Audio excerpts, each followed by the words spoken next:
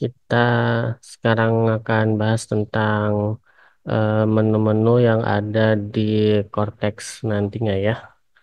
Nah, ini menu loginnya ya seperti ini ya. Misalkan ini login ya menggunakan user ya. Ini NPWP atau NIK pengurus, kemudian kata sandinya ya. Pilih bahasa, captcha, dan login. Nah, saat login menunya akan tampilannya akan seperti ini ya. Di sebelah kiri ada ikhtisar profil wajib pajak, yaitu berisi ringkasan profil ya, seperti NIK NPWP, status PKP, alamat utama, kontak utama, KLU, kode aktif billing, jenis pajak lainnya, dan lain sebagainya. Ya, ini jauh lebih lengkap ya daripada menu di DJP online. Ini juga bisa diunduh ya bentuk PDF-nya. Kemudian ada informasi umum, kemudian ada alamat ya, detail kontak pihak terkait ya, kemudian objek PBB, klasifikasi lapangan usaha, detail bank ya, daftar unit keluarga, kemudian tempat kegiatan atau subunit ya, atau sekarang cabang ya, nanti namanya TKU, tempat kegiatan usaha, nomor identifikasi eksternal ya, kemudian jenis perpajakan ya, wakil atau kuasa, dan wajib pajak yang diwakili ya. Jadi ini informasinya jauh lebih lengkap ya daripada di DJP online ya. Ini contohnya ya. Ke bawah juga ada verifikasi dua langkah, permohonan tertunda, dan semua permohonan. Nah, di menu ikhtisar profil wajib pajak, ini ada status PKP, pengusaha kena pajak ya. Jadi kalau dicentang ya, itu berarti PKP. Kalau silang berarti non PKP. Ya, nanti kalau ini dicentang PKP berarti bisa membuat faktur pajak ya. Kalau tidak dicentang berarti tidak bisa membuat faktur pajak. Ya, kemudian ada detail bank. Ya, ini nanti diisi ya. Kalau kotak sudah launching, silakan Bapak Ibu isi ya. Detail banknya. Kemudian ini ada detail akunnya ya.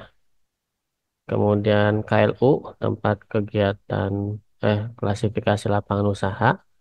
Ya, bisa dilihat view untuk melihat KLU. Nah, kemudian tempat kegiatan usaha ini cabang ya. Bisa dilihat. Nah, seperti itu ya untuk menu di profil wajib pajak. Ya, berikutnya ada taxpayer ledger ya, atau buku besar wajib pajak. Ya, ini menu baru ya di Cortex, di DJP Online belum ada. Ya, nanti setelah login ya, di sini ada buku besar. Ya, jadi buku besar ini berisi daftar semua transaksi yang berhubungan dengan wajib pajak ya. Nanti dapat difilter sesuai dengan kolom yang tersedia. Ya, jadi buku besar ini itu buku besar khusus perpajakan saja ya. J- Jadi bukan dalam artian buku besar di akuntansi ya, bukan berarti buku besar jurnal akuntansi, tapi cukup hanya mencakup sisi perpajakan saja ya. Jadi ini transaksi debit yaitu transaksi perpajakan sisi debit mencatat transaksi terkait kewajiban wajib pajak ya. Antara lain pelaporan SPT kurang bayar ya, SKPKB ya, STP, dan putusan upaya hukum yang menyebabkan kekurangan pembayaran ya. Jadi ada di sisi debit ini jadi kewajiban wajib pajak ya. Misal Bapak Ibu membuat SPTKB ya, SPT PPN dan kurang bayar ya, dan belum dibayar, nanti muncul di sisi debit ya.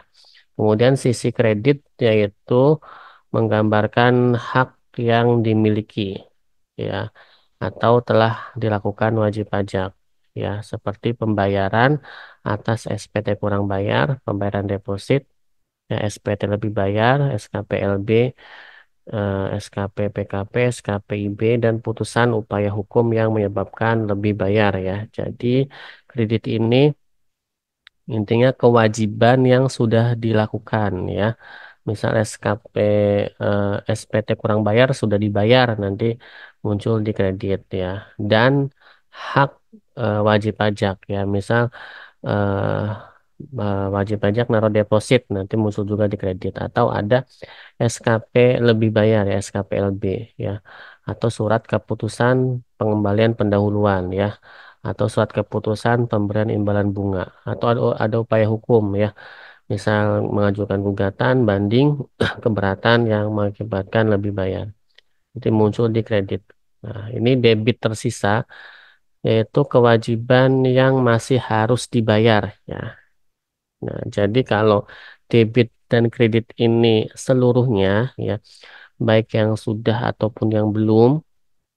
Nah, kalau debit tersisa ya berarti itu kewajiban yang belumnya saja yang belum dibayar. Misal ini kewajiban yang masih harus dibayar. Misal kode billing belum dilakukan pembayaran. Jadi misal Bapak Ibu buat kode billing ya atau buat SPT KB ya dan masih menunggu pembayaran nanti muncul di debit tersisa.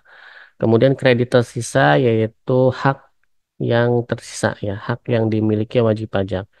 Ya, misal Bapak Ibu buat deposit nah dan sudah dibayar depositnya, kemudian dan ada deposit ya. Nah, itu ada di kredit tersisa.